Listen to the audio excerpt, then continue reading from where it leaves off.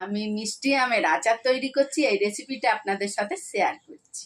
আছে জোয়ান আছে, কালো জিরে আছে, রাঁধুনি আছে। এটা হলো আচারের মশলা, মিষ্টি আচারের গ্রেট করে নেব। ভেজে রেখেছিলাম, বাবার সময় দেব। এটা একটু শুকনো করে নিয়েছি রোদ্দুরে। তেল অল্প করে,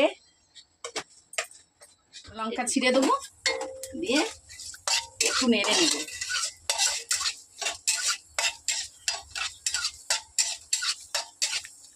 দিয়ে দেবো, আমটা একটু নেড়ে নেব। কালকে আমি শুকনো করার সময় হলুদ আর নুন একটু দিয়ে রেখেছিলাম, এখন একটু অল্প করে শুধু নুন দেব। নুনটা দিয়ে নিলাম, একটু নেড়ে নিলাম। এবার সামান্য অল্প একটু জল দেব, একটু জল অ্যাড করবো, ব্যাস।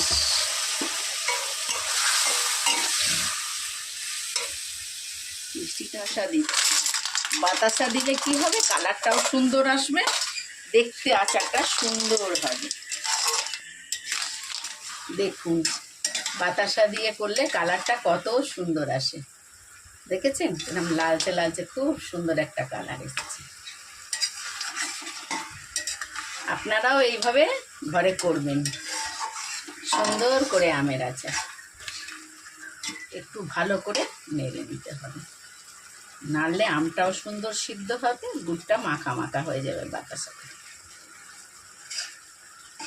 এবার একটু ভাজা মশলা ছড়িয়ে নিচ্ছি, দেখেছেন কত সুন্দর বেরাচ্ছে, সুন্দর একটা আচারের গন্ধ বেরাচ্ছে। আপনারাও এরকম সুন্দর করে ঘরে বানিয়ে আচার খাবেন, মিষ্টি আচার। কৃষ্ণ, আচারটা এবার কড়া থেকে একটা কন্টেনারে নামাচ্ছি। এবার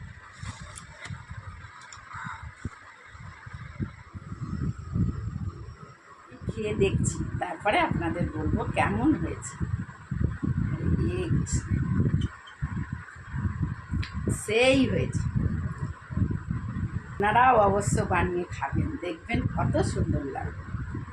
ধন্যবাদ আমার এই ভিডিওটা দেখার জন্য।